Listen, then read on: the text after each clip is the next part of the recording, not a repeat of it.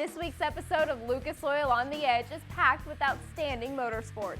The first stop is Super Boat Jet Boat Racing in St. Johns, Washington. And then we're in the deep south for Superstock Mud Bogging in Monticello, Arkansas. This is an episode you don't want to miss. Go!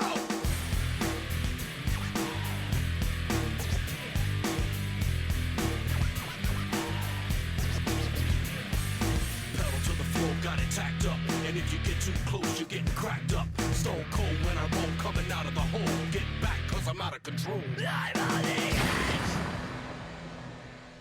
Hold on, we're kicking off another season of Lucas Oil on the Edge. And as you might imagine, we're gonna bring you a ton of different motorsports.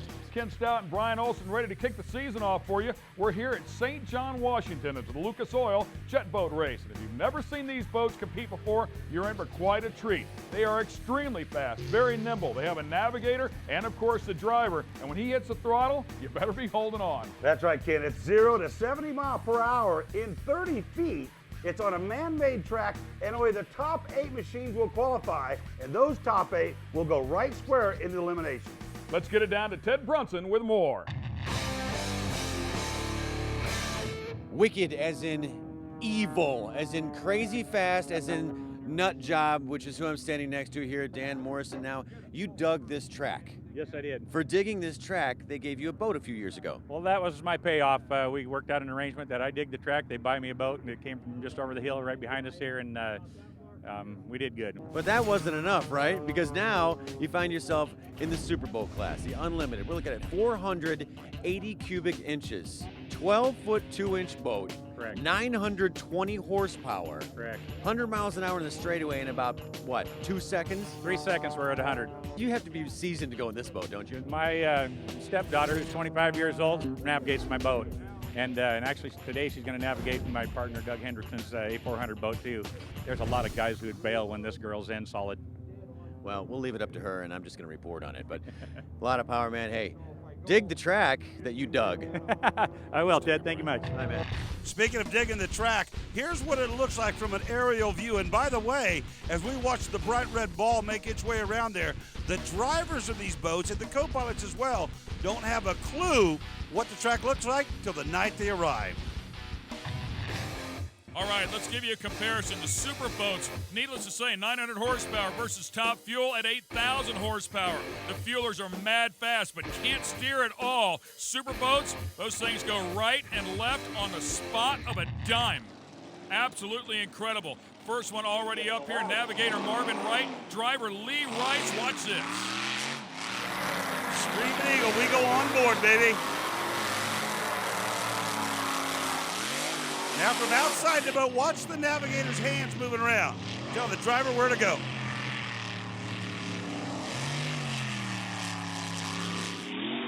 Just instantaneous throttle response. Look how quick it turns.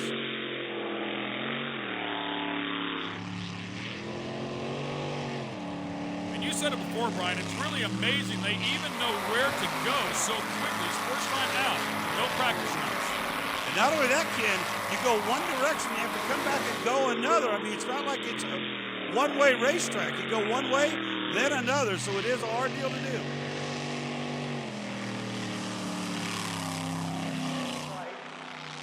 Nicely done. 50.23 seconds. And that's a great start there for Lee Rice and Marvin Wright. Next up, Dan Morrison. We talked to him at the top of the show. And, of course, Kara is his navigator. Morrison, as we mentioned, the guy who built the track, is one of the best in the business. And you would think somebody that built the track might have an advantage, but not here because, again, they changed its course whenever they come out here.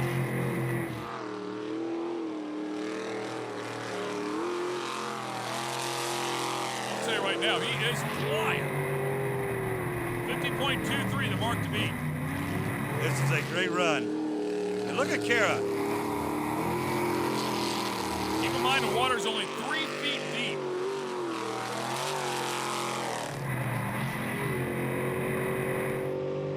Coming at it, coming at it. And we've got a new mark to beat, 44.35 seconds. That is an awesome job to shave off the better part of 6 seconds. You can tell by listening to the crowd, man, that was a good run. Here comes Corey Johnson and his navigator, Gary Mcneal, and the gang from north of the border, Ken. Bit of an erratic start there, but settles in nice. On the throttle right there to that turn at 180. Look at that thing whip up the water right there. Wow. Needless to say, as the title indicates, jet boat race, but the jet in the back of that boat is actually steering that boat. And like anything else, the least you lift on the throttle, the better your overall elapsed time will be. And that's what all the drivers are trying to do as their navigators try to point them in the proper direction. Oh man, he's flying as well. Oh, so close. 0.6 of a second between first and second place. Yeah, they're very happy with that. Not only the crowd, but the navigator as well as our next driver, and navigator gets set to go. Dean Lautenschlager and Laurel Lautenschlager. And of course, keep in mind, these teams get 4 cracks at this, and then they take their lowest elapsed time.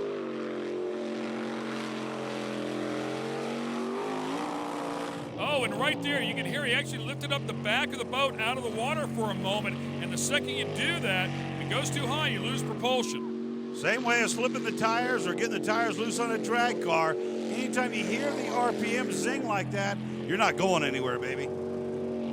Trying to make the best of it here and make up for a little bit of time. Oh, and he gets up on land just a little bit and gets in trouble.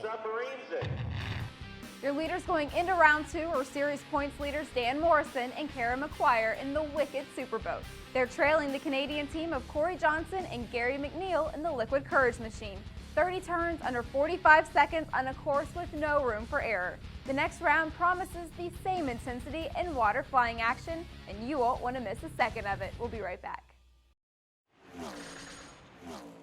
This episode of Lucas Oil On the Edge is being brought to you by Lucas Oil, made in America, sold to the world. General Tire, anywhere is possible. Herculiner truck bed liners, when the tough comes easy. Welcome back and enjoy the General Tire fan cam. We love these people. Man, they love their superboat racing as well.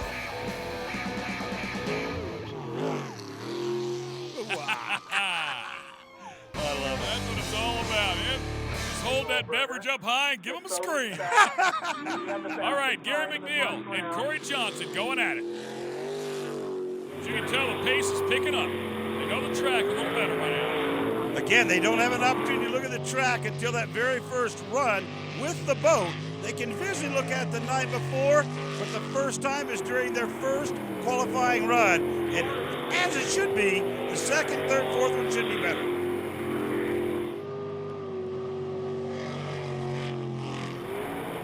Oh, man, just a violent, hard left-hander right there. Keep in mind, 6 to 8 G-forces when you're turning those corners. Some up at 90 degrees plus, some up full 180. And you can see the full containment seat for the drivers and navigator. An over-rotation right there at the very end as he slows it down, but he does get a time. 42.58 is the quickest we've seen so far. Okay, this is what's left of the push rod in Dan Morrison's boat. A great run, 43 and change, and yeah, they blew this. You need 8 of these, so they're trying to find one. Where did they find one? Well, they went out to one of the farms and found an old farm truck, and 3 of them got a new push rod out of it. That's pretty amazing, really. I'll tell you why, because with those big cubic inch motors, they come in multiple lengths. Lee Rice, Marvin Wright up once again. Oh, he missed a turn. They're done. Doggone it. Tough break right at the very get-go, and that's how quickly it can all go wrong. You know, I talked about those 90-degree turns. What happened right there? Almost, and again, I almost say almost, was it looked like, from a navigation standpoint, he was just late getting into that right-hand turn, Ken. Yeah, and it's so hard to say if it's the driver that missed the turn or if it was the navigator that instructed him to take late. All right, let's get ready for the Super Boat Final. Gary Mcneal and Corey Johnson. We saw that blistering time set just a couple of moments before, 42 seconds. Well, he is right in the middle of the lane, if you will. And you can see that 180 right there. He kept it really tight, kept the jet in the water. That's how you attain those low times. Perfect throttle control, if you heard that one right there. Again, notice the full containment seats. These guys are strapped in tight. I'll tell you what, kid, without a bobble here, this is going to be quick time for the round, man. And they know excited. They know they're Wow. coming. That's it, 42.07. That is the quickest time we have seen so far. What a solid effort out of these guys here. Corey Johnson and Gary Mcneal laying it down. All right, the Superboat final has come down to this. The Canadians have been on it all day long. They just put up the best time of the day, 42.070. Now, can Dan Morrison, who's had gremlins all day long, can he beat the 42 and very small amount of change? Kara is the co-pilot. They've been together quite a long time, and these people know how to race. You know, we talked about that push rod. Obviously, if you lose a push rod, you're not opening a valve, you lose a cylinder. Yeah, you do that. That's one thing that you do as Kara and Dan get set for the green flag right there. But the other thing you do is those push rods that you put in there that come out of the old truck, they are nowhere near as strong as those aftermarket ones are. Well, just a quick bobble right at the very start. It looked like he almost missed that turn, but now he's up on it.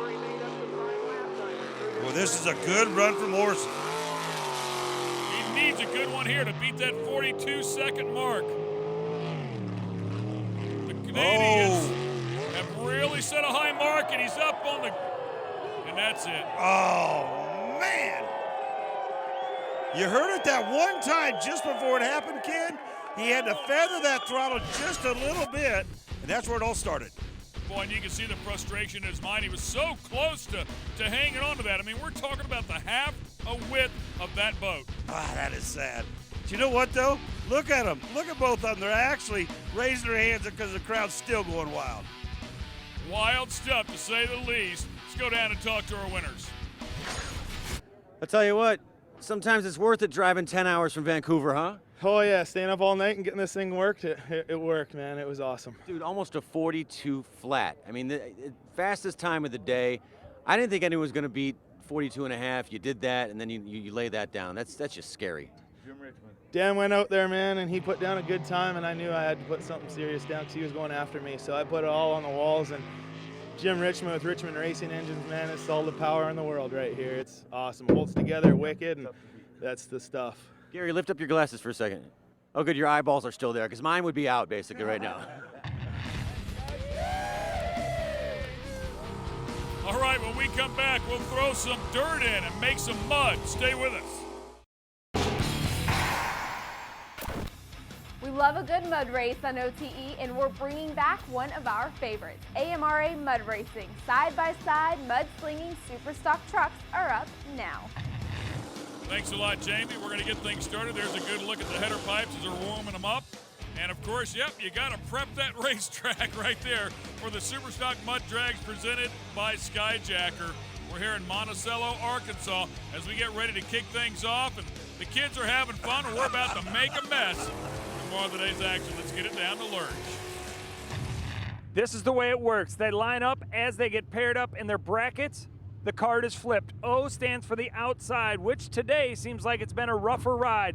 The other side says I. It's up to the flip of the card to find out where you're going to end up, inside or out.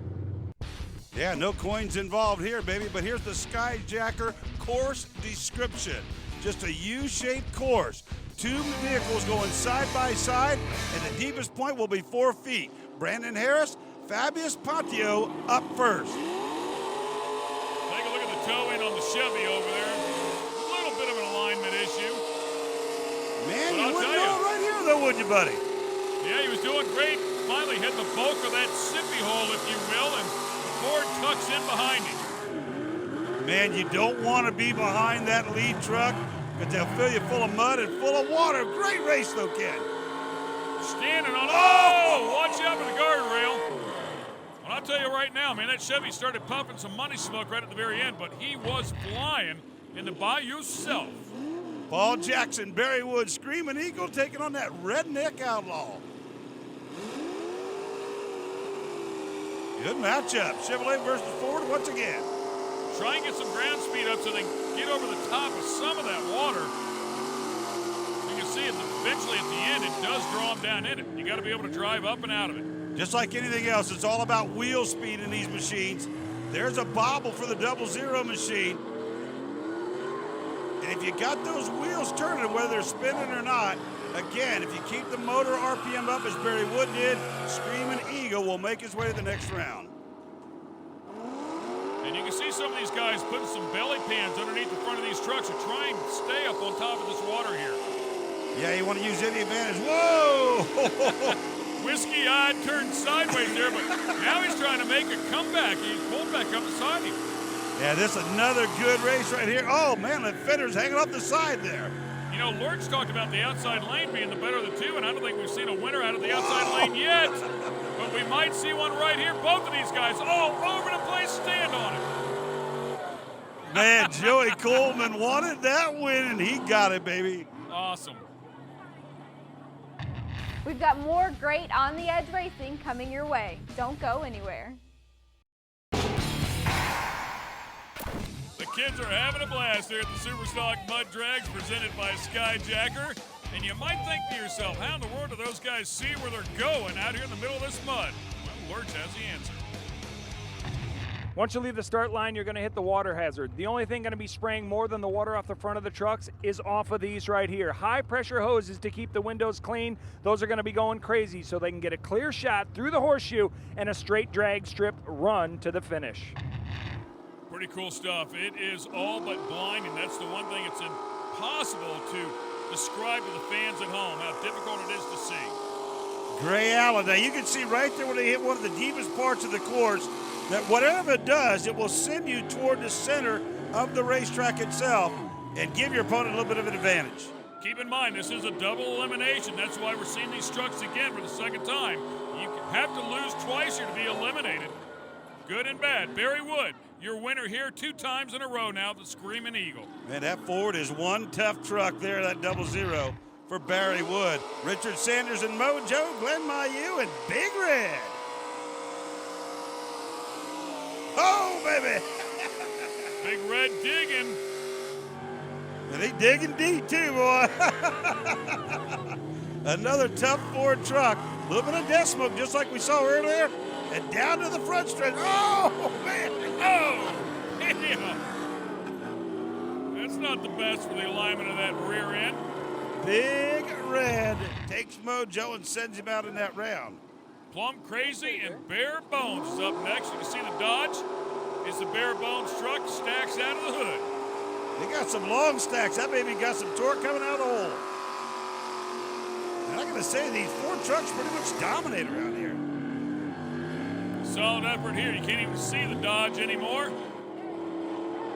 Not the best handling position there on the track. We've seen a couple a little faster, but doesn't matter as long as you pick up the round win. Plumb Crazy will get that done. We love to hear from our fans. Go to Facebook.com and become a fan of Lucas Oil On the Edge.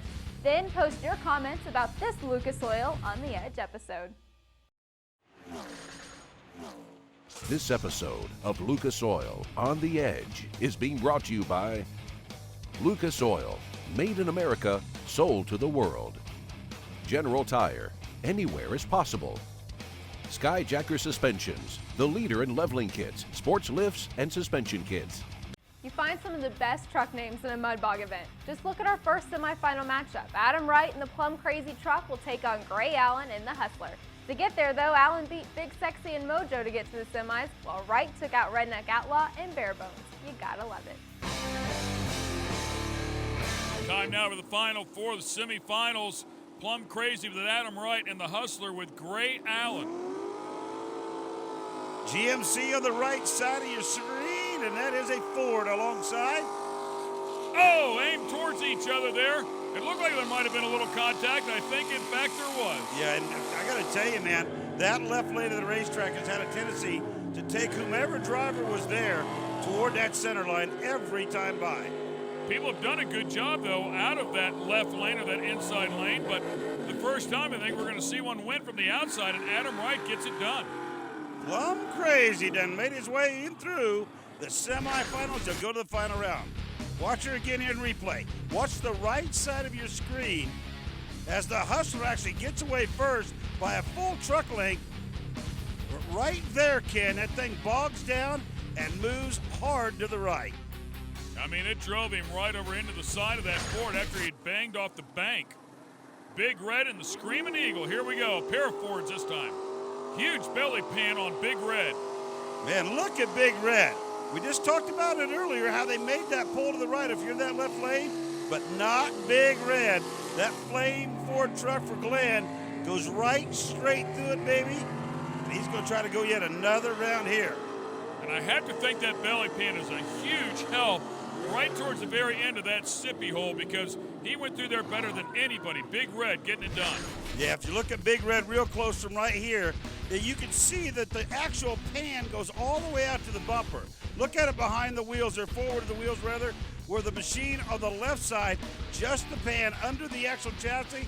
You got to think that's got a lot to do with it, Ken. You are right. All right, the final round here for the Mud Drags. We'll see if Plum Crazy's got anything for Big Red. Big Red has been the class of the field, and he's off after it one more time and a little sideways. Whoa, baby, that's the one thing you don't want to do is get way loose coming off the starting line. And Big Red did just that. Yeah, but Plum Crazy's had a really difficult time staying straight. Who's got the steam to make their way to the finish line? Both of them stand back in the throttle, and Big Red's going to make it look easy. Glenn Mayu, your winner in Big Red, man. I tell you what, he had that thing on kill all weekend long. All right, here's your Skyjacker suspension shock of the race. Has to go to Big Red. Big Red making it happen, man. What a wild day. Big Red able to knock down the victory here, Glenn Mayu. Gotta say, unbelievable run for you today. Thank you. It was hard all year, and it was for the championship. So we #1 in Superstock, and we won the second to last race. It was a hard-fought year, I promise you. Thanks for watching this episode of Lucas Oil on the Edge. For Ken Stout and Brian Olson, I'm Jamie Howe. Remember, you're not living unless you're on the edge.